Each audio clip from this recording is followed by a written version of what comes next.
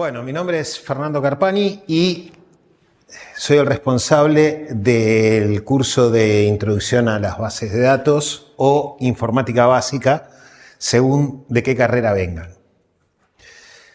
Ahí está Rodrigo, que va a estar trabajando con nosotros. Les voy a contar un poquito cómo se va a desarrollar el curso y después vamos a entrar en la temática ya. Bueno, el grupo que se encarga de esto es el grupo GEMA, que es el grupo de Gestión, Modelado y Análisis de Datos. Es un grupo de docentes del INCO que nos encargamos de la mayor parte de lo que tiene que ver con cursos relativos a sistemas de información y base de datos. En este momento, para que se den una idea, estamos dictando 3 cursos simultáneos. Uno es este, otro es el curso de Fundamentos de Base de Datos de la carrera de Computación y otro es un curso que se llama, tiene un par de nombres también, Base de Datos y Sistemas de Información para la gente de licenciatura en Bioinformática de PDCIVA y también se llama Base de Datos para Ingeniería, o todavía no se llama. ¿Cuánta gente hay acá que es de ingeniería? Unos cuantos. ¿De licenciatura de estadística? Uf. ¿Y de registros médicos? El resto. Bien. Nuestra intención es que no se pudo llegar para este semestre, pero nuestra intención es que la gente de ingeniería haga el curso de Base de Datos para Ingeniería. La gente de licenciatura también podría hacer ese curso y dejemos el curso para la gente de registros médicos fundamentalmente. ¿Por qué nos preocupaba hacer ese cambio? Bueno, fundamentalmente porque esto significa que tenemos que dar un curso con gente que prácticamente no tiene conocimientos de matemáticas y gente que tiene un conocimiento muy fuerte de matemáticas. Y eso genera un desbalance que muchas veces es difícil de sobrellevar en el curso. Este año igual lo vamos a dar como quedó, que es que vamos a estar todos juntos. Bueno. Ya nos presentamos nosotros. Bueno, el objetivo básico del curso es adquirir conocimientos básicos de diseño y manipulación de base de datos. Y ante todo, ser capaces de comprender el contenido de una base de datos que ya fue construida. No se espera, como sí se espera de pronto en los otros cursos, que ustedes sean capaces de diseñar una base de datos solos. Lo que se espera es que ustedes sean capaces de participar en un equipo donde hay informáticos y donde hay gente que está realizando el diseño de bases de datos. Que ustedes sean capaces, cuando les presentan un diagrama, que va a poder ser un diagrama entidad-relación o un diagrama de UML o algo por el estilo, que ustedes tengan una idea de qué les están hablando y cómo entender la información que les presentan. Ese es el objetivo fundamental. También vamos a ver cómo realizar consultas sobre una base de datos relacional. Nos vamos a centrar en esas 2 partes nada más. Entonces vamos a ver primero cómo se hace el diseño de una base de datos, sobre todo orientado a que ustedes entiendan cómo es ese proceso y que sean capaces de hacer un pequeño diseño, pero ante todo de leer un diseño que ya está hecho. Y además vamos a ver también un poco la parte de manejar una base de datos relacional y entender un poco el lenguaje de consultas que es SQL. Las clases son teórico-prácticas presenciales. Y es recomendable que vengan a clase, pero no son obligatorias, no vamos a pasar lista.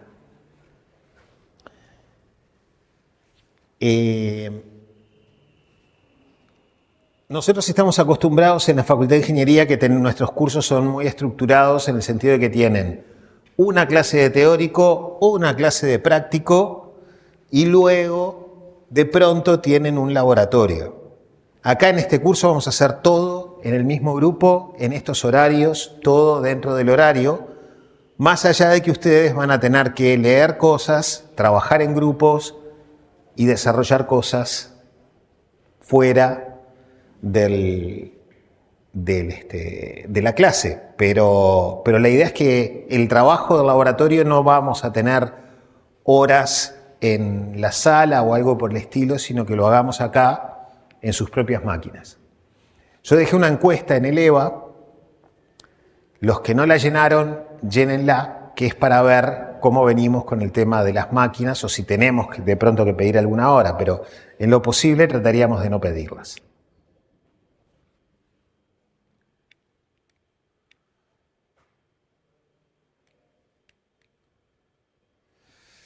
Bueno, en OpenFIG hay una versión del curso, es esencialmente la misma, solo que ahora, como verán, lo estamos filmando nuevamente,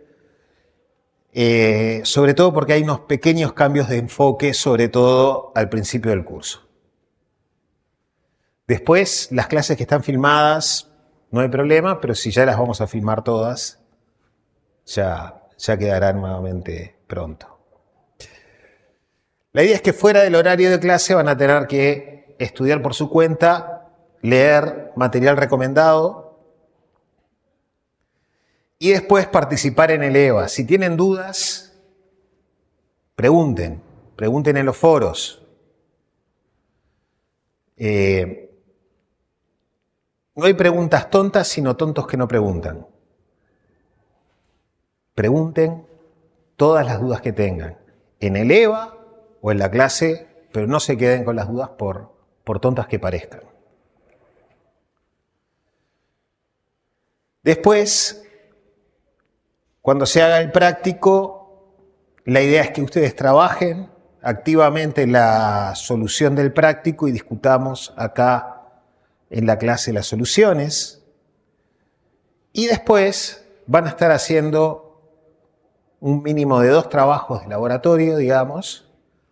Uno va a ser en máquina y otro va a ser solo en papel, en donde ahí van a tener que trabajar en grupos. Tuvimos el cambio de salón porque nosotros esperábamos unos 30 o 40 inscriptos al curso máximo y tenemos 86. Entonces, no sabíamos cuánta gente iba a venir hoy. Por eso pedimos este cambio. La evaluación del curso consta de la realización de las tareas del laboratorio y una prueba final.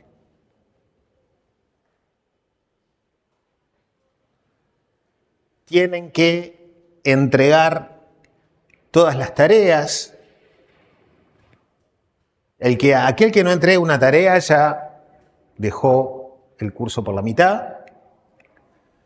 Tienen que entregar las tareas y hacer la prueba final.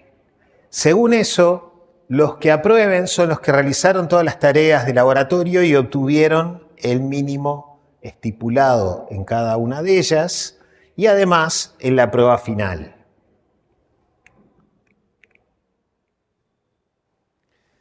Los que reprueban van a ser aquellos que no cumplen con lo anterior, o sea, los que hay alguna tarea que no entregaron o no hicieron o no llegaron al mínimo en la prueba final.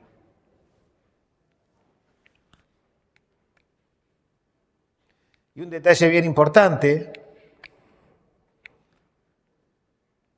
me está matando, y es que este curso no tiene examen. El curso se aprueba con la prueba final y las tareas de laboratorio, y quienes no lo aprueben vuelven el año que viene. ¿Dudas? ¿Cuántas tareas son? 2 mínimo. Sí, hay que realizarlas y la idea es que las realicen bien. Van a estar trabajando en grupos, si es esta gente que está acá, en grupos de A2. Si tenemos mucha más gente, serán grupos de A3.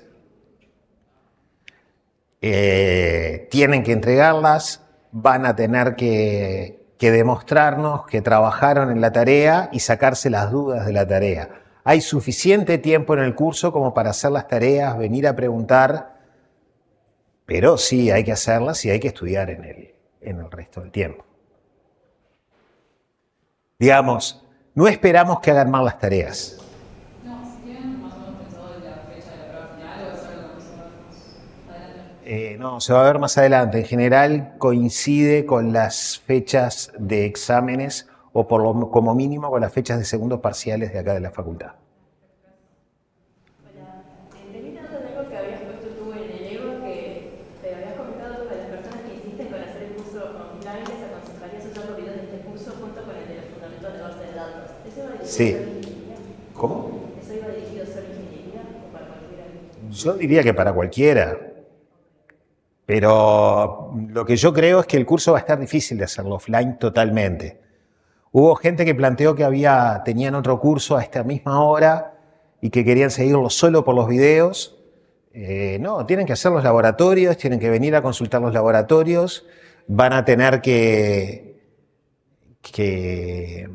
resolver los ejercicios de práctico y discutirlos. O sea que está difícil que se haga solo a distancia, digamos. ¿Sí? Pero bueno, si alguien lo quiere intentar y consigue cómo hacerlo, bien. Bueno, si no hay más dudas de la operativa, arrancamos. El objetivo de esto es que comprendan lo que es el problema de la informática. ¿Por qué? Porque a veces es difícil entender lo que dicen o lo que hacen, que va a ser lo más interesante, los informáticos.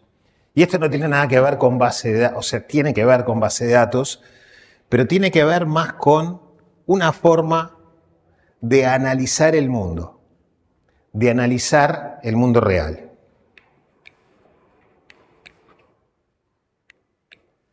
Entonces, vamos a ver un poquito lo que es el problema de la informática. ¿Qué tiene que hacer un informático? ¿Cuál es el trabajo que tiene que hacer un informático? En general va a ser resolver un problema determinado. Vamos a hacer algo muy drástico. Esperen un segundo, que va a ser mucho más cómodo.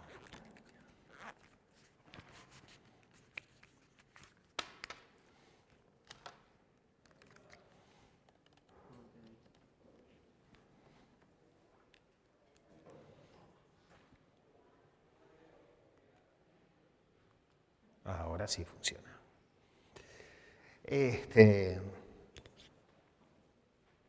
Tenemos un problema en el mundo real. Tenemos que, por ejemplo, hacer un sistema para alguien que hace fiestas, que organiza fiestas. Y organiza fiestas y tiene que tener en cuenta un montón de cosas reales. Tiene que tener en cuenta la cantidad de gente que va a ir a la fiesta. El público, ¿es una fiesta de niños o es una fiesta de adultos de una empresa? Tiene que tener en cuenta el catering.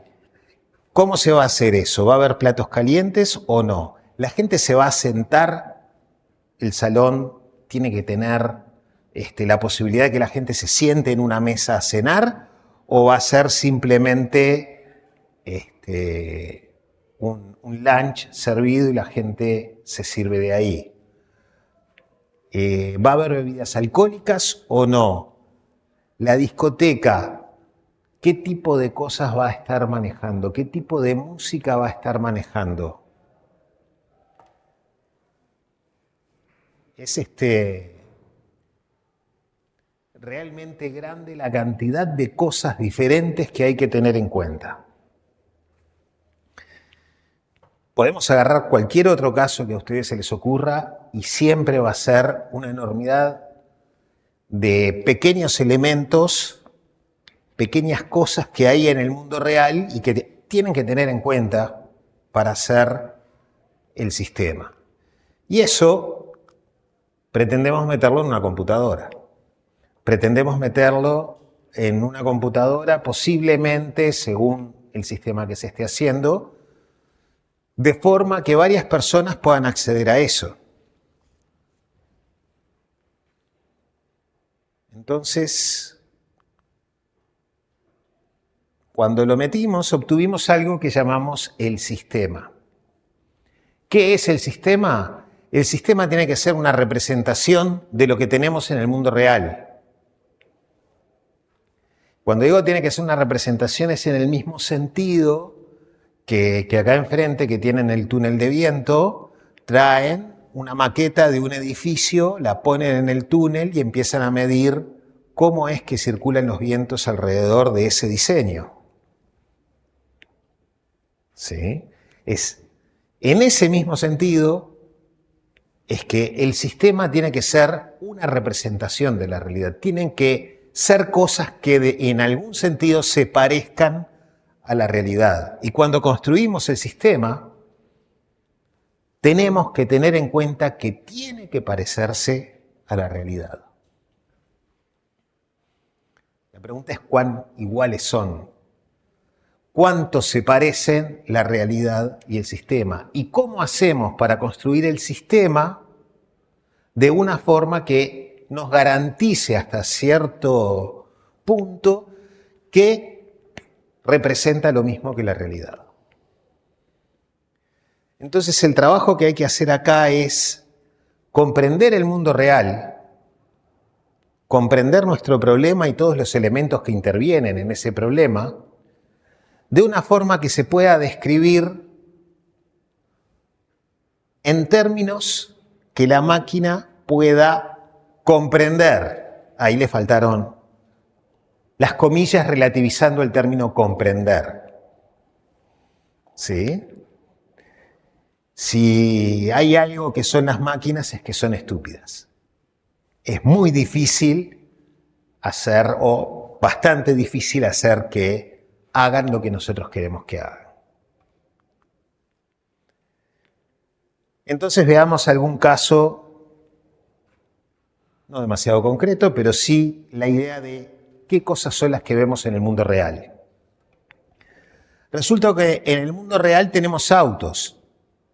Tenemos Fuscas, Lamborghinis y también autos clásicos. Tenemos barcos de varios tipos. Tenemos aviones y tenemos personas.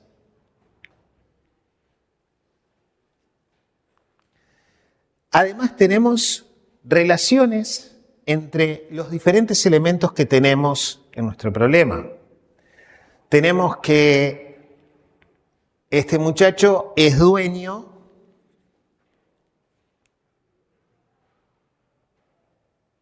anda y todo. Este es dueño de un barquito de paseo. Pero además, él usa un avión que tiene ahí guardado en un hangar. Además la tenemos a ella que es dueña de un auto clásico. Pero además vende aviones. ¿Sí? Todos los elementos que tenemos en la realidad podríamos encontrar un montón de relaciones más. Todos los elementos que encontramos en la realidad están relacionados entre sí de alguna forma. No todos con todos, pero sí unos cuantos con otros cuantos elementos. ¿Se entiende la idea? Bien. Además de eso, de que tenemos elementos que intervienen en la realidad, tenemos también clases de cosas o tipos de cosas en la realidad. Resulta que tenemos autos, tenemos barcos, tenemos aviones y tenemos personas. ¿Cómo hacemos para meter eso en una computadora? No podemos agarrar en una licuadora, meter un par de autos, una persona, un avión y luego el juguito ponérselo por arriba. Eso no va a funcionar.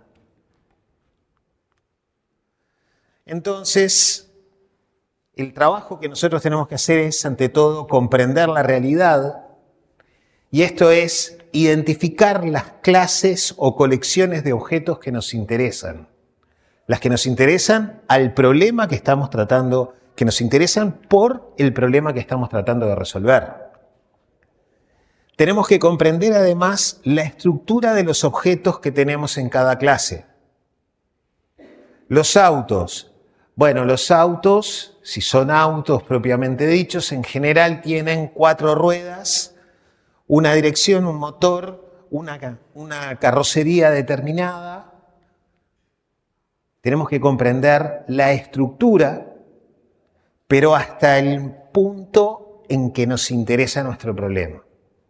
Si nosotros los autos los necesitamos representar para llevar el control de los trabajos que hace un mecánico, vamos a tener que preocuparnos de qué modelo es, qué kit de repuestos utiliza para el motor, si la empresa directamente los provee o no, pero vamos a tener que saber y que representar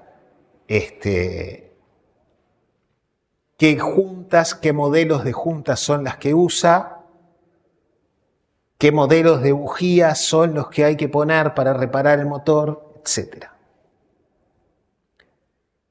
Pero si estamos hablando de que lo único que nos interesa es la propiedad del auto, que fulano es dueño de tantos autos, entonces nos alcanza de pronto solamente con la matrícula o con una identificación del auto, el número de chasis, no sé. No necesitamos todo el otro detalle. Entonces nos tenemos que centrar en el problema y representar la estructura de los objetos que nos importan, y solo la que nos importa, la estructura que nos importa. Tan profundamente tenemos que representar esa estructura hasta donde nos diga el problema. Y además tenemos que comprender las relaciones entre los objetos. Por ejemplo, entre la propiedad tenemos una persona que es dueña de un auto, que es dueña de un avión, o que lo compra en algún lado a cambio de tanto dinero, o hace un trueque, o lo que sea. Pero las relaciones que hay entre los diferentes objetos también tenemos que comprenderlas. La mayor parte de la información interesante que tenemos surge de las relaciones. Ese es un punto que muchas veces no se llega a manejar, incluso es difícil de ver a veces, pero lo importante son las relaciones. Además, tenemos que comprender el comportamiento de los objetos. Esto ya tiene más que ver con la programación del sistema en sí mismo.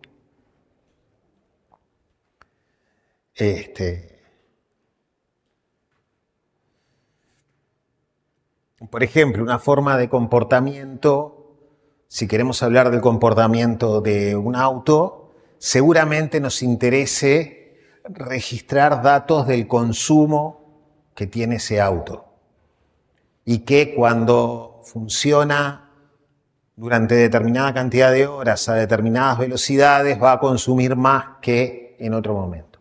Ese tipo de cosas en base de datos las vamos a dejar bastante de lado, a menos que alguien nos pida guardame los datos para procesarlos. Pero no nos vamos a preocupar de cómo tenemos que representar ese comportamiento del objeto.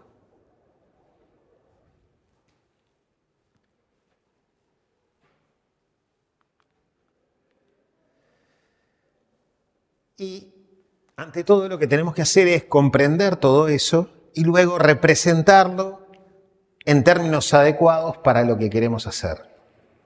Si lo que queremos hacer es explicarle a alguien cómo funciona la realidad, tenemos a alguien nuevo que está trabajando en la oficina y le tenemos que explicar cuál es el procedimiento para supongan que es un banco, para abrir una cuenta. Le vamos a decir, viene un usuario, te va a pedir, para abrir una cuenta, le tenés que pedir el documento, tenés que registrar el documento, sacar una fotocopia del documento, luego ingresar al sistema tal, ingresar los datos.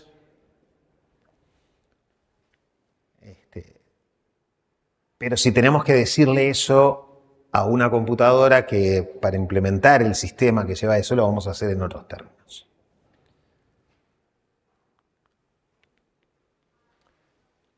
Y acá entonces es donde viene algo que podríamos llamar el proceso de la mente retorcida de un informático o algo por el estilo. Acá es donde nos entran los lenguajes. ¿Qué es un lenguaje? Y bueno, un lenguaje es un sistema de símbolos. Un sistema de símbolos donde hay una comunidad que se puso de acuerdo en comprender esos símbolos de una forma determinada. ¿Sí? Los lenguajes se usan para muchas cosas y una de ellas es la comunicación.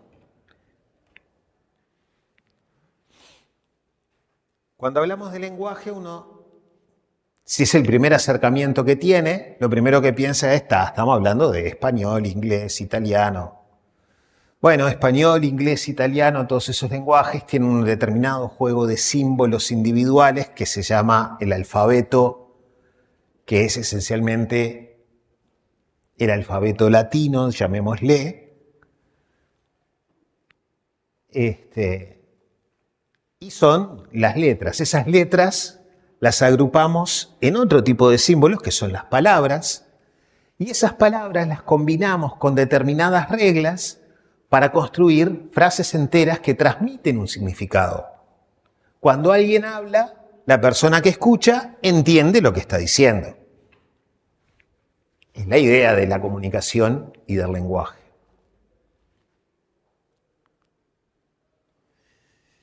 Cuando hablamos de comunicación, estamos hablando del intercambio de significados entre individuos a través de un sistema de símbolos en común, o sea, de un lenguaje.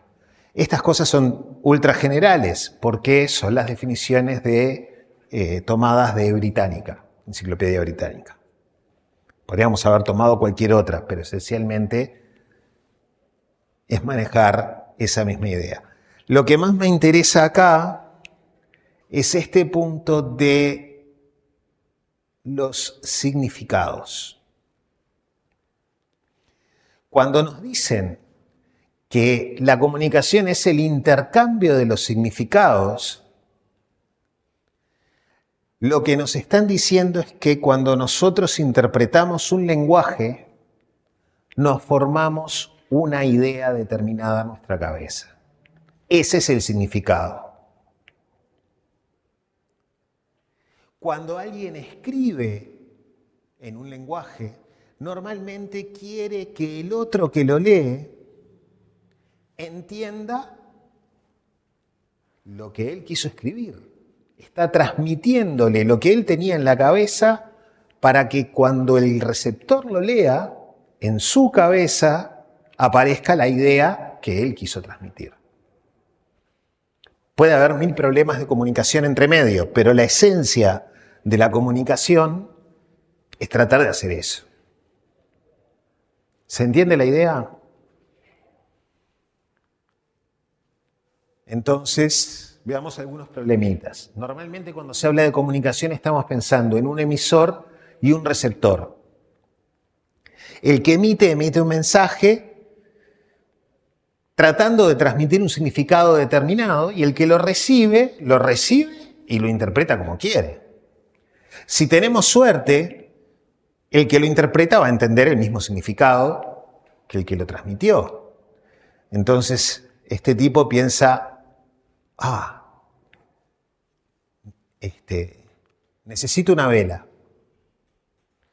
Y a este otro, cuando le dicen, necesito una vela, piensa en otra vela, en otra cosa distinta que de pronto en el mismo idioma tiene el mismo símbolo, pero son cosas diferentes. Eso en general hay que tratar de evitarlo. Necesitamos tener un acuerdo entre los significados de forma que cada símbolo tenga un único significado posible y que para cada significado tengamos un único símbolo posible. Podríamos llegar a tener más de uno. Pero lo que no nos puede pasar es que los símbolos se puedan interpretar de forma diferente. Uy, tengo un problema con una bomba. Uy, son cosas distintas.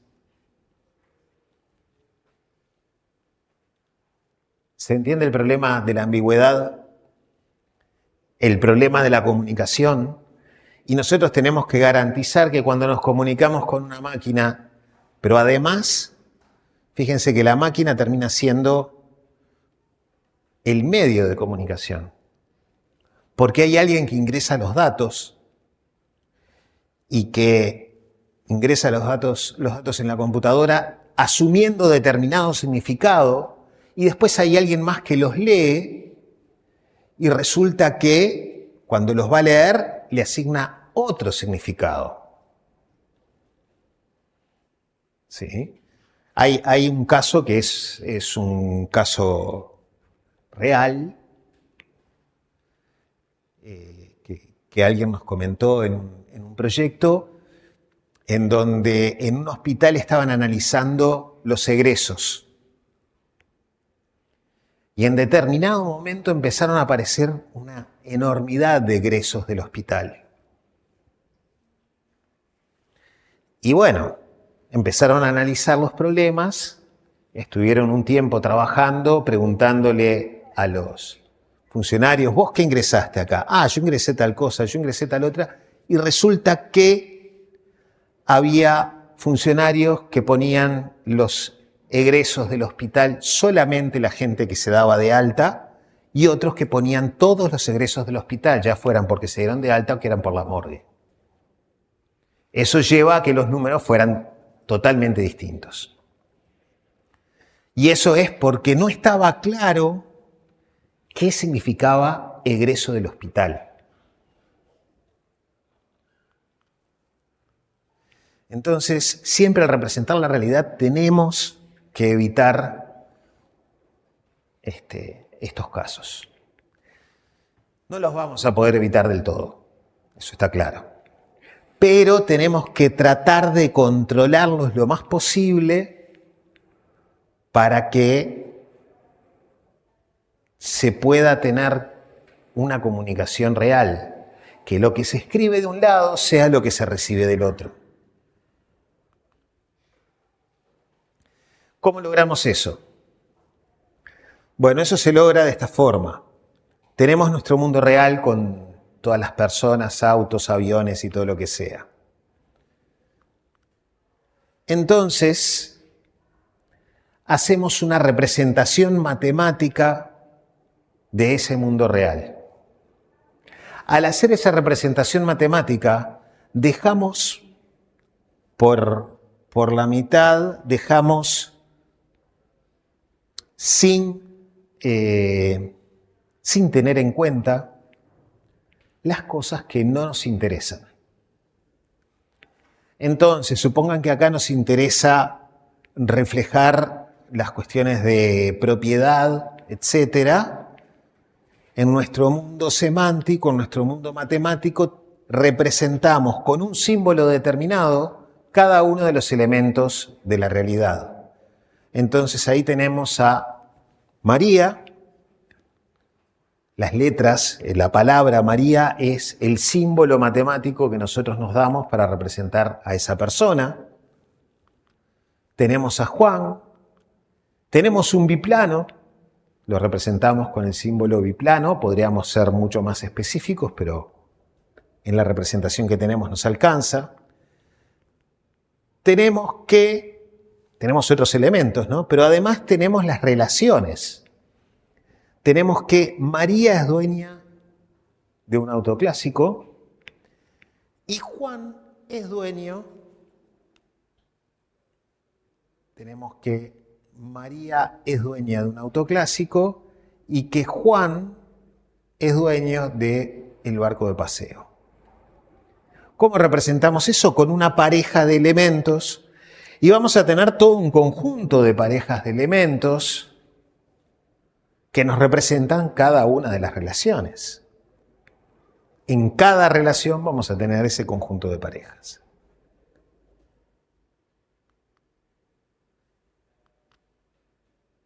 Sin embargo, como no nos preocupa la relación de uso, de que alguien usa algo o de que alguien vende algo, las eliminamos.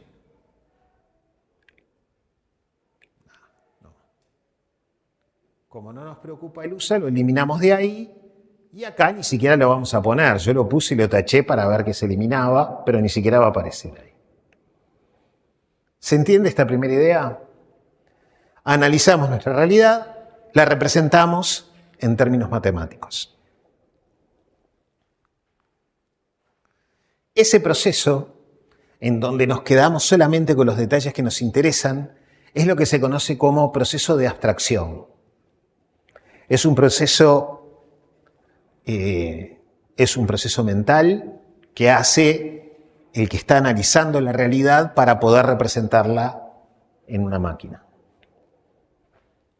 Y esto es solamente un primer paso.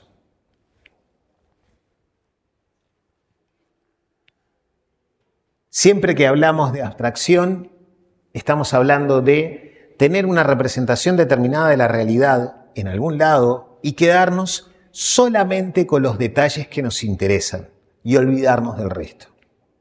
Tenemos que ser muy cuidadosos en quedarnos con los detalles que nos interesan. Si nos queda alguno de más, capaz que lo podemos tolerar, pero lo que no podemos es olvidarnos de cosas. En esa selección que hacemos de qué aspectos de la realidad vamos a estar representando, nos podemos estar olvidando de cosas que son importantes. Entonces, es un proceso que no es automatizable y que tiene que hacerlo una persona, un grupo de personas, y que es lo normal que se haga como un grupo. ¿Dudas acá? Bien, entonces hacemos esto, pero no lo hacemos una vez, lo hacemos varias veces. Tenemos, primero que nada, el mundo real. En el mundo real, ¿qué es lo que tenemos? Bueno, tenemos a Juan, tenemos las velas, bombas, los barcos y tenemos a Jack. En el mundo real lo que nosotros tenemos son objetos o ideas y que son los que normalmente manejamos habitualmente, los que vemos, tocamos o pensamos en eso. Luego tenemos el mundo que llamamos semántico, en donde tenemos la representación matemática de eso.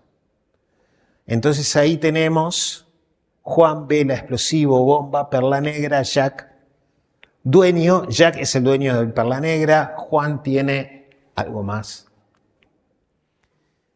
Acá lo que tenemos es una descripción del mundo real, en términos matemáticos. Ante todo, esta descripción es una descripción que tiene las clases de los objetos que nos interesan, los conjuntos de objetos que nos interesan del mundo real. Entonces vamos a tener personas, autos, barcos, cosas por el estilo.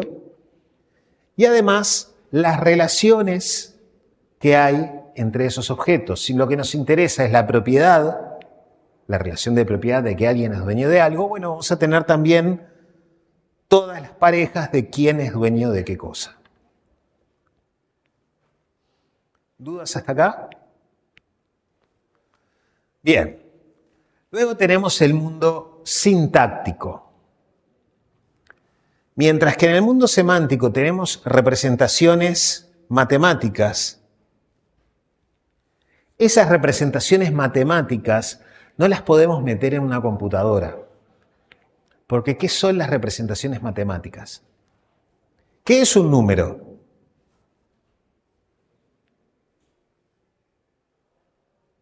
¿Alguien sabe lo que es un número? ¿Qué es el 1?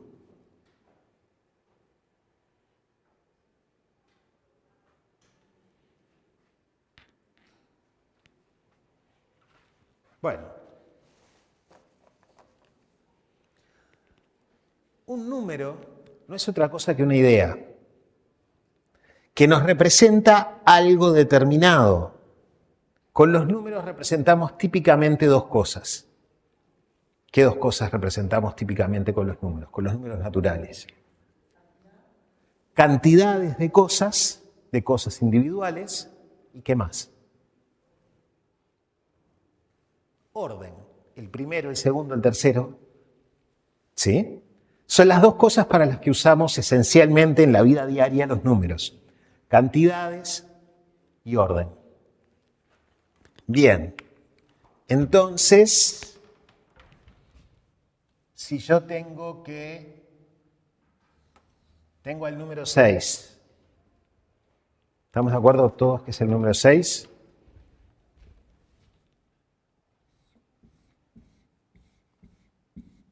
¿Estamos de acuerdo que eso es el número 6?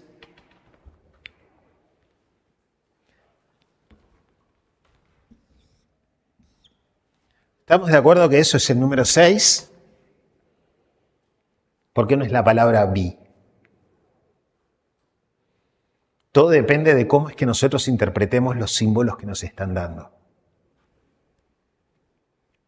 ¿Sí?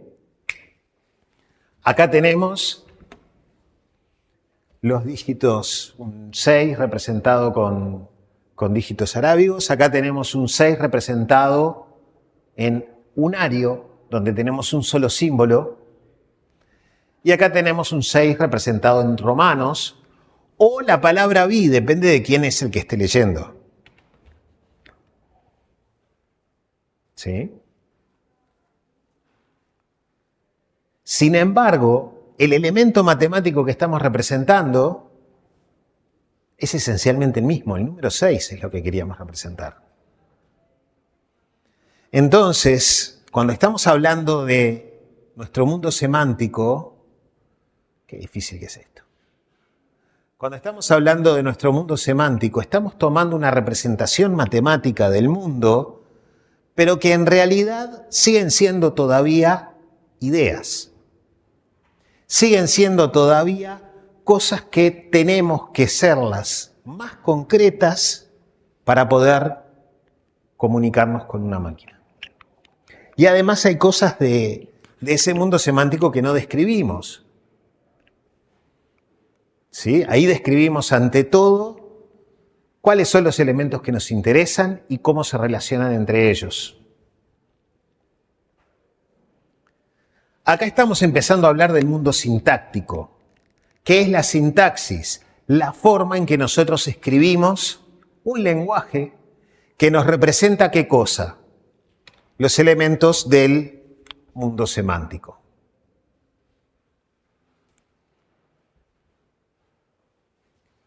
Entonces acá tenemos un 6 representado de una forma. Podríamos elegir esta otra. Podríamos ponerlo en binario, que va a ser la que va a elegir la máquina. Podríamos ponerlo en romanos. Podríamos usar otros sistemas de numeración distintos.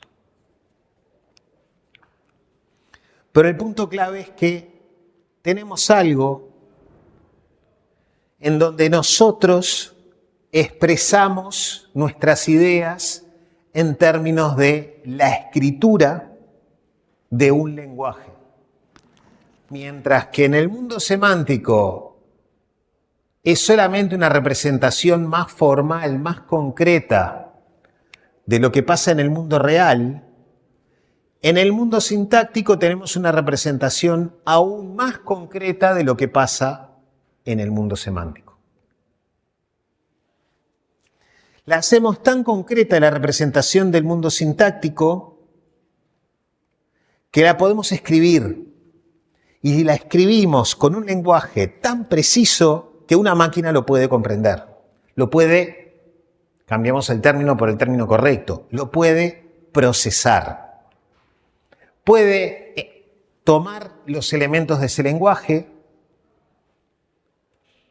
¿sí? Combinarlos, de comprender qué significa esa combinación de elementos, o mejor dicho, procesarlo y construir una estructura en donde eso tiene sentido, y luego se puede ejecutar un programa que es eso que tenemos, que nosotros escribimos. Fíjense las cosas que hacemos en el mundo sintáctico. Por ejemplo, la primera cosa que es muy, muy básica, a pesar de que para mucha gente es muy difícil, es expresar condiciones que tienen que cumplirse en nuestro mundo semántico. Esa condición lo que nos dice es que para cualquier cosa de nuestro mundo semántico, para cualquier elemento individual de nuestro mundo semántico, si Jack es el dueño de eso, entonces eso es el perla negra. Jack no tiene otra cosa que el perla negra.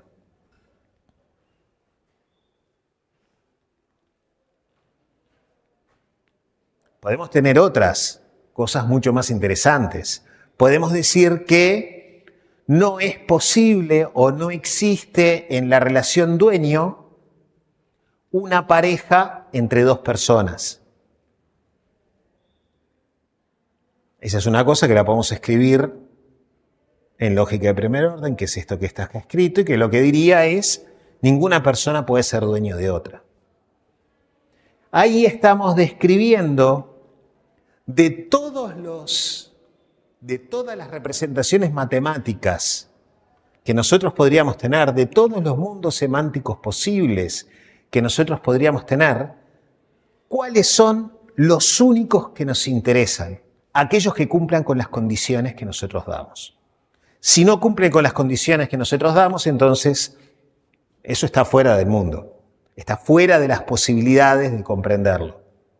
Nosotros no aceptamos una realidad, porque de última son representaciones de la realidad, en donde una persona sea dueño de otra, o sea, una persona sea la propiedad de otra persona. No, eso no. Y podemos escribirlo y podemos imponerlo y seleccionar solamente las realidades en donde eso es verdadero, en donde eso se cumple.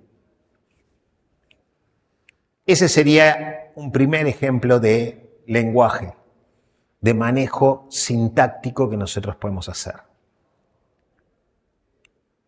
Otro es este. Esto es otro lenguaje. La diferencia que tiene es que este lenguaje no es un lenguaje lineal, sino que es un lenguaje gráfico, es bidimensional. Tenemos vehículos que pueden ser terrestres o acuáticos, tenemos personas y tenemos personas que son dueñas de esos vehículos. De los vehículos registramos una identificación que los hace únicos, no hay dos vehículos que puedan tener la misma identificación, y registramos la velocidad con la que se mueven, la velocidad máxima, pongámosle que es. De los vehículos terrestres asumimos que tienen ruedas y registramos el rodado. Y de los acuáticos registramos el desplazamiento que producen. ¿Sí? De las personas registramos la cédula de identidad, el nombre y los teléfonos, un conjunto grande de teléfonos. ¿Qué es lo que nos está diciendo esto? Bueno, lo que nos está diciendo es dándonos las clases de elementos que tenemos en el universo, las categorías de elementos que tenemos en el universo. Y encima tenemos unas categorías particulares acá en los vehículos, que además son todos vehículos, pero algunos son terrestres y otros son acuáticos. E incluso podría haber algún vehículo que estuviera en las dos categorías, que fuera a la vez terrestre y acuático. Entonces lo que está haciendo eso es tomando el mundo y dividiéndolo en pedacitos y además dándonos las relaciones que hay entre las diferentes categorías. Fíjense que esto es un lenguaje relativamente directo para representar lo que tenemos en el mundo semántico. Que teníamos, ¿qué cosa? Una representación de los elementos del mundo real, categorías de esos elementos, clasificaciones de todos esos elementos y relaciones entre esos. Y luego, lo último que tenemos acá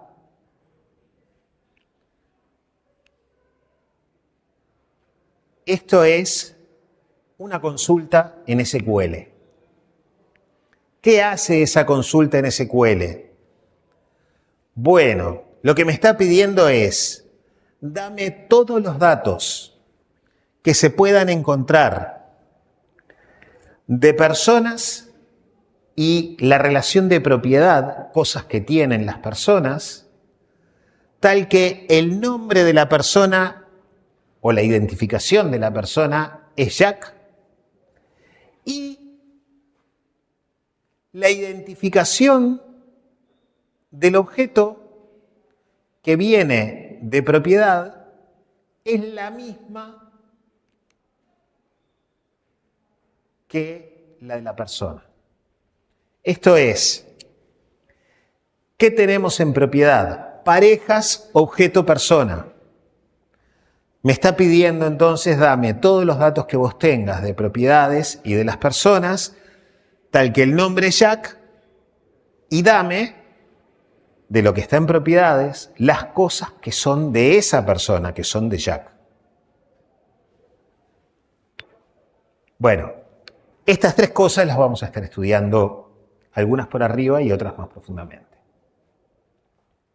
Pero ante todo, lo que tiene que estar claro en este momento es que nosotros hacemos este proceso desde el mundo real, nos hacemos una representación matemática, luego la escribimos de alguna forma y recién ahí, con suerte, la llegamos a meter en una computadora con los programas que sea necesario para que, ¿qué hacen los programas normalmente? Interpretan estos lenguajes y hacen que la computadora haga lo que nosotros queremos que haga por lo que le dijimos en términos de esos lenguajes. ¿Se entiende la idea general de esto? El informático va haciendo este proceso para construir el sistema. Hace toda esa bajada desde el mundo real hasta la computadora. Todo eso lo hace haciendo un proceso de abstracción que lleva un montón de nombres. Si ustedes hablan con la gente que trabaja en ingeniería de software, les va a decir, no, esto lo que se hace es análisis y diseño. Bueno, análisis y diseño es la primer mitad, pero como después necesitan un lenguaje para representarlo, llegan hasta el tercer punto. Y cuando hacen eso, normalmente lo hacen hasta un lenguaje que capaz que hay algún programa que ayuda a entender ese lenguaje, pero en general es un lenguaje humano. Lo escriben humanos para que venga otro humano, lea el diagrama y diga, ah, claro, tenés razón, o no, esto está todo mal y estás totalmente equivocado. Pero si hablan con un tipo que hace desarrollo web, por ejemplo, les va a decir, no, acá lo que se hace es programación. Bueno, la programación se hace después de que se hizo una parte de eso. Es la parte de la traducción a un lenguaje. Normalmente, en este punto, en el mundo sintáctico, se utilizan varios lenguajes y se hacen varias pasadas de estas de abstracción y refinamiento, de ir pasando de cosas muy abstractas a cosas más detalladas o más finas en términos de la máquina. Y al revés es lo que se llama la interpretación. La interpretación se da en todos los niveles. Se da acá. Esto, cuando alguien lo lee, tiene que entender, interpretarlo y lo ideal es que se corresponda con lo que pasa en el mundo real. Cuando llegamos a este punto, lo que pedimos es que estos lenguajes se interpreten de una forma que lo que tenemos escrito acá se entienda como lo que tenemos en el mundo semántico. Y si eso está bien representado, va a ser lo mismo o lo más parecido posible a lo que teníamos en el mundo real. ¿Sí? Y bueno, lo mismo nos pasa con la computadora. Nosotros necesitamos que la computadora, en algún sentido, comprenda y nos represente las cosas de acuerdo a como nosotros se las dijimos con el lenguaje, que debería de corresponderse un salto más arriba con lo que está en el mundo semántico, que debería corresponderse con lo que está en el mundo real. Si las cosas estuvieran bien hechas, bien claras y bien documentadas, el caso ese de los egresos del hospital no debería darse. Los datos que me da la computadora, yo tengo que saber cómo los voy a interpretar. ¿Para qué? Para de última terminar interpretando y comprendiendo una situación que se da en el mundo real, haciendo todos esos saltitos. Claro, una persona los hace instantáneamente, esos saltos. Cuando uno mira un dato y te dicen, no, mirá, el índice de sodio, la cantidad de sodio que hay en el agua hoy es de tantos miligramos por litro, y uno lo interpretó. Si alguien entiende lo que significa eso, interpretó que hay una determinada cantidad de sodio en un litro de agua. Y eso uno lo hace muy instantáneamente. Sin embargo, ¿qué significa exactamente ese número? Capaz que hay que estudiarlo un poquito más. Si eso es mucho, es poco, cuando se compara con otras cosas. Entonces la interpretación siempre tiene que terminar llegando, en algún sentido, hasta el mundo real. ¿Se entiende la idea general? Bien.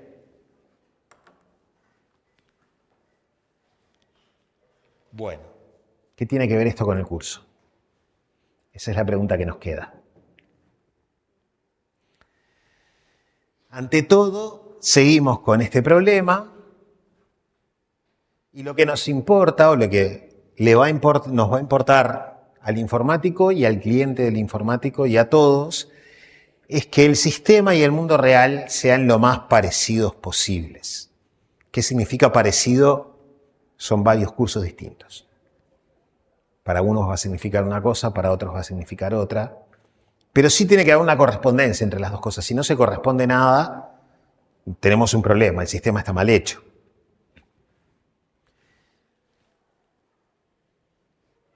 Hay un montón de sistemas mal hechos. Es obvio. Entonces vamos a ver un poco el contenido del curso. Lo primero que vamos a estar viendo en el curso van a ser nociones de matemática discreta. Son cosas muy básicas que todo el mundo tiene que tener claro y que tenemos que compartir entre todos la misma noción para entender de qué estamos hablando.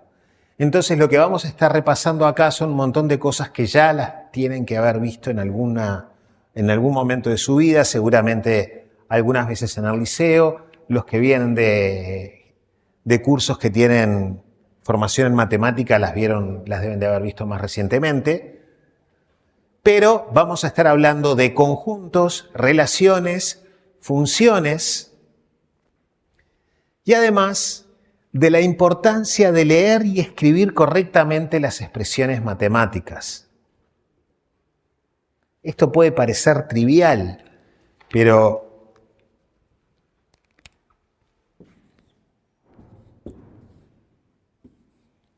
¿eso qué es? Eso es un conjunto. Los conjuntos se escriben con llaves. Y si yo pongo esto, eso no es un conjunto. no me da lo mismo poner una llave que poner un mayor y menor, o ángulos, o como quieran llamarles. Entonces, eso vamos a tener que estar respetándolo un poco. El contenido que vamos a estar viendo, bueno, van a ser las nociones de conjunto y elemento. Pertenencia e inclusión, no es lo mismo pertenecer que estar incluido. Operaciones con conjuntos, unión, intersección, conjunto potencia. Vamos a ver las nociones de relación y función y vamos a hablar de algunas operaciones. Estas cosas son básicas y elementales para comprender qué es una base de datos. Una base de datos es un conjunto de datos que están interrelacionados, que tienen relaciones entre ellos. Así que no hay otra que comprender esa idea. Luego vamos a hacer una pasadita rápida por las nociones de lógica de primer orden. Eso nos va a permitir entender cómo se definen los conjuntos. Y además, cómo podemos expresar condiciones que son las que nos van a permitir, en ese proceso que decíamos, seleccionar cuáles son los mundos válidos para nosotros. Sí. Sí. A propósito, no la subí. La vamos a subir, mañana seguramente esté subida. No les prometo que hoy, porque ya va a ser tarde. Y luego vamos a ver cómo podemos describir una realidad utilizando estas nociones. Esto nos va a permitir, hasta cierto punto, pararnos en esa línea que separaba el mundo sintáctico del mundo semántico y entender un poquito cómo se describen las cosas en el mundo sintáctico para poder utilizarlas y poder manejarlas.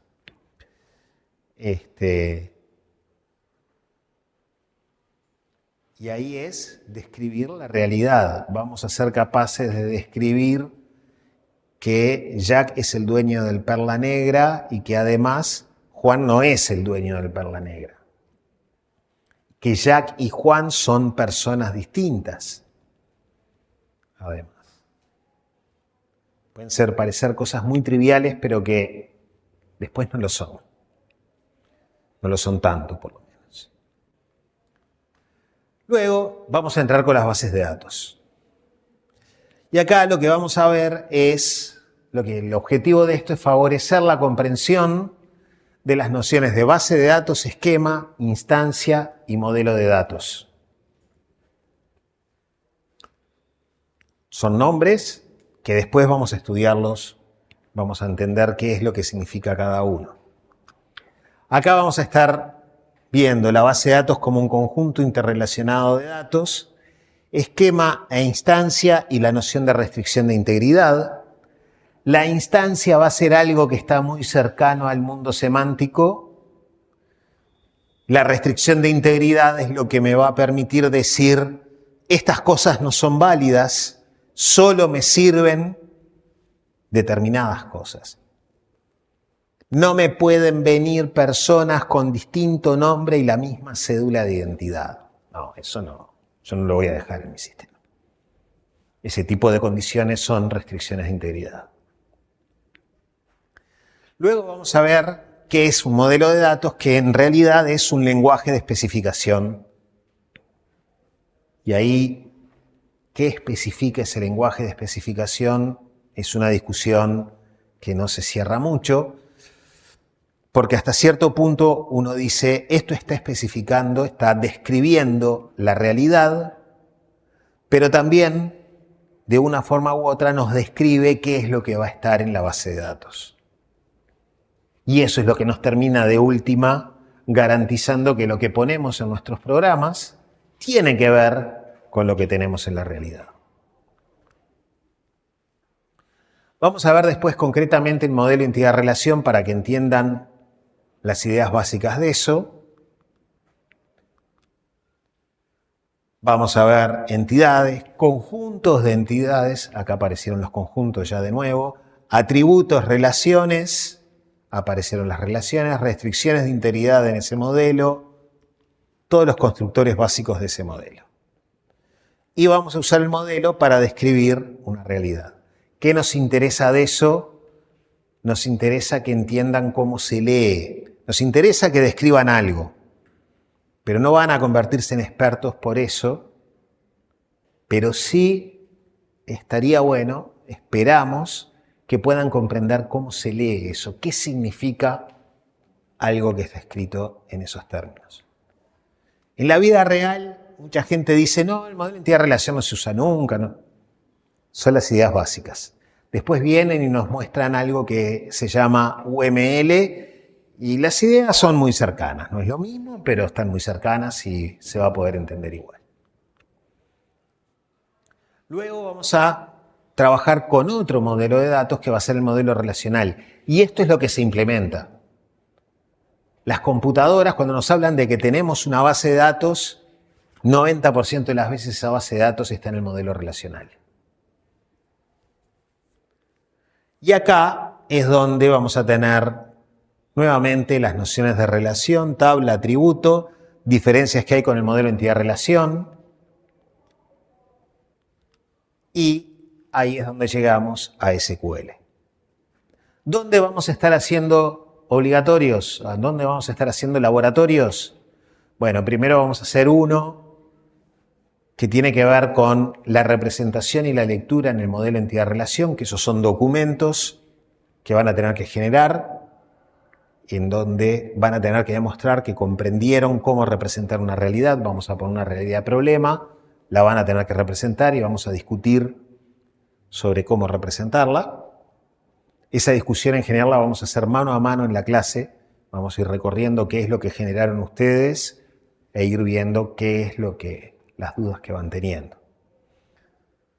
Luego, ya más cerca, después de que hayamos visto esto, vamos a estar haciendo un trabajo que se va a llevar en máquina y que van a ser consultas más o menos complejas en SQL y que ustedes van a tener que ejecutarlas y obtener los resultados de eso. Para eso vamos a ver todavía cómo lo hacemos, pero seguramente les pidamos que instalen una base de datos en sus computadoras como para poder probar las cosas que se van a necesitar.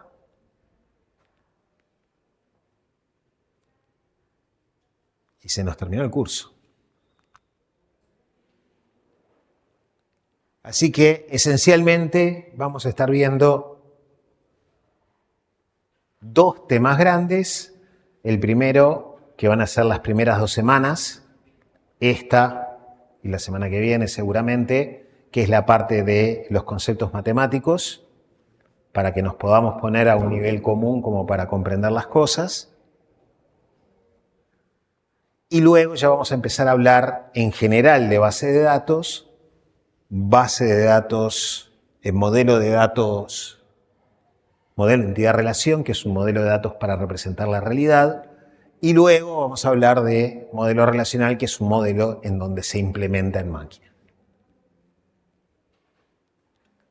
¿Dudas? Dale. Sobre el programa que vamos a usar, ¿qué pasa que se llama FreeReact? Bueno, no necesariamente. No era solo porque ya cursé esta materia, Sí. no había hecho instalar ese programa. Si era el mismo, yo ya lo tengo. Está perfecto. Vamos a ver. En realidad les cuento, queda un ratito, les cuento rápidamente cómo es esto de la base de datos. En la base de datos nosotros típicamente tenemos una computadora que es un servidor. ¿Qué es un servidor? Es una computadora o más bien un programa que atiende a otros programas. El servidor de base de datos lo que tiene es un montón de disco y un programa que está corriendo que graba y lee del disco. Hace un montón de cosas más esto. Después, desde otra computadora o desde la misma, uno conecta lo que es un cliente.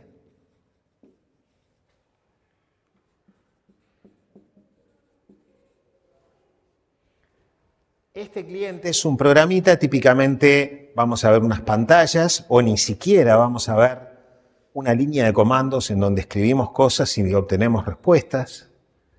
Se comunica con este otro programa y acá se le dice, necesito que me des los datos de las personas que están registradas en tal lado. Que los datos de todas las personas mayores de 18 años. Este servidor busca los datos en el disco, los recupera, los devuelve al cliente y el cliente nos lo muestra a nosotros. Y nosotros antes le dijimos, dame tal cosa. ¿Sí?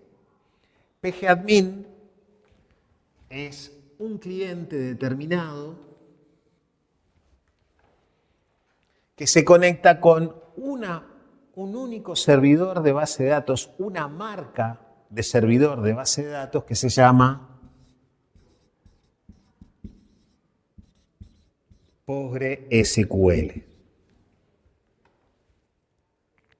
Entonces, cuando decimos vamos a utilizar PGAdmin, lo que se hace es, se instala el servidor PostgreSQL y el PGAdmin es un programita que se conecta con este y nos permite hacer consultas, nos permite ver qué datos tenemos en las tablas y cosas por el estilo. Personalmente, y esto es un problema personal, es algo que viene de una relación de hace muchos años, odio el PGAdmin. No, podés usarlo, que vos lo uses no hay problema. A mí nunca me anduvo. Me anduvo una versión vieja, pero la versión nueva no la consigo hacer andar con nada. Hay gente que le anda bárbaro. Por eso yo uso otro cliente que se llama dbiver. Este tipo tiene una virtud y es que no se comunica solamente con PostgreSQL, sino se comunica con prácticamente cualquier base de datos cualquier servidor de base de datos que yo ponga acá. Acá puedo tener otros, puedo tener uno que se llama MariaDB, puedo tener MariaDB es lo mismo que MySQL. Puedo tener otra cosa que es muy interesante porque es muy chiquita, pero funciona para algunas cosas, funciona muy bien, que se llama SQLite, que ni siquiera llega a ser un servidor de base de datos, es un programita chiquitito que corre en la máquina y resuelve todo bárbaro. Claro, es mucho más simple que estos. Hay un montón de cosas que estos hacen y que SQLite no hace. En general, a nosotros nos gusta mucho PostgreSQL porque hace todo. Es un servidor de base de datos en serio, se usa a nivel empresarial, pero la virtud de dbiver es que me permite conectarme a cualquiera. Marcas de base de datos, bueno, la más famosa de todas, Oracle. Tenemos SQL Server, esta es de Microsoft. Oracle es de Oracle, se llama la empresa. PostgreSQL y MariaDB son libres, son desarrolladas por un grupo de gente que está bien, hay una empresa atrás, pero lo ponen disponible y son gratis. SQLite también es gratis. Oracle, no quieren saber lo que sale. Oracle ni siquiera se vende como un producto único, sino que se van vendiendo por pedacitos y además esos pedacitos están controlados de acuerdo a cuántos cores tiene la computadora en la cual va a correr. Entonces, si yo quiero correr en 2 cores a la vez, en 2 procesadores a la vez, tengo que pagar 2 veces por el producto. O de acuerdo a la cantidad que ellos digan, cuando voy a correr en 25, está bárbaro, me van a hacer un descuento, pero me cobran, tienen unas políticas de precios que son impresionantes. Y esto no me interesa porque es Microsoft, así que a mí no me interesa demasiado. Pero estas son marcas de servidores de bases de datos. ¿Sí? Todos estos servidores por detrás manejan SQL. Este lenguaje es un lenguaje que está estandarizado por ANSI, por ISO, que son las organizaciones que hacen estandarizaciones. Y claro, después cada uno le agrega un detallecito con el cual tratan de que el otro no lo pueda utilizar. Pero funcionan. Lo que nosotros vamos a estar viendo va a funcionar en cualquier lado, esencialmente. Entonces sí, acá tenemos pgadmin. Con la contra de que pgadmin funciona solo contra Postgres, mientras que dbiver funciona contra cualquiera.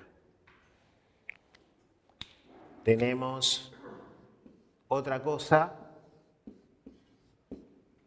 que es el PSQL, que esto viene con el Postgres directamente. Esto es una línea de comandos en donde nosotros escribimos el SQL, lo ejecuta y me devuelve en pantalla verde, digamos, en lo que eran las viejas pantallas verdes, nos devuelve el contenido. Oracle tiene su versión, que ya no me acuerdo cómo se llamaba, pero tiene también una línea de comandos. La línea de comandos la tiene todo el mundo. Lo más probable es que trabajemos con Postgres y después eligen entre dbiver o pgadmin. Insisto, con el pgadmin nunca tuve suerte. La semana pasada fracasé otra vez fracasé con total éxito en tratar de usar el pgadmin para algo.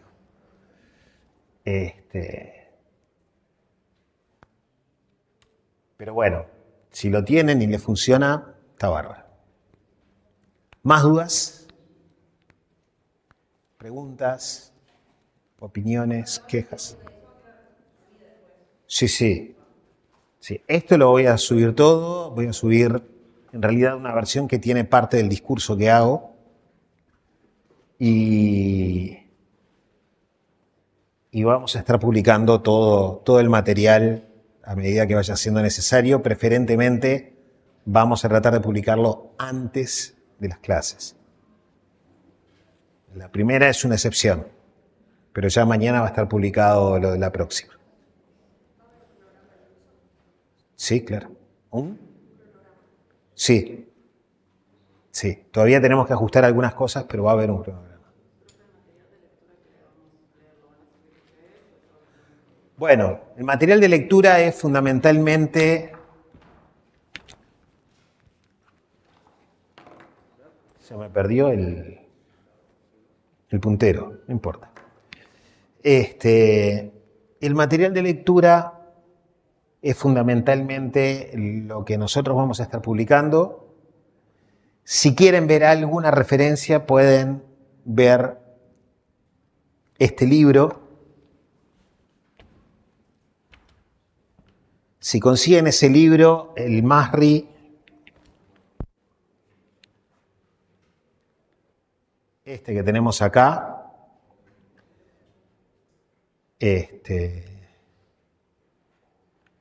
los que se muevan con inglés, hay un montón de versiones en inglés. Creo que hay también versiones en español que de pronto no son la última, mientras no sean la segunda edición, todo bien. Si son tercera en adelante, está bárbaro. Para lo que vamos a ver, el libro este es un libro completo de base de datos, que es lo que se usa en el curso de facultad para computación, así que es enorme. No lo vayan a comprar, consíganlo. Y después, acá apareció.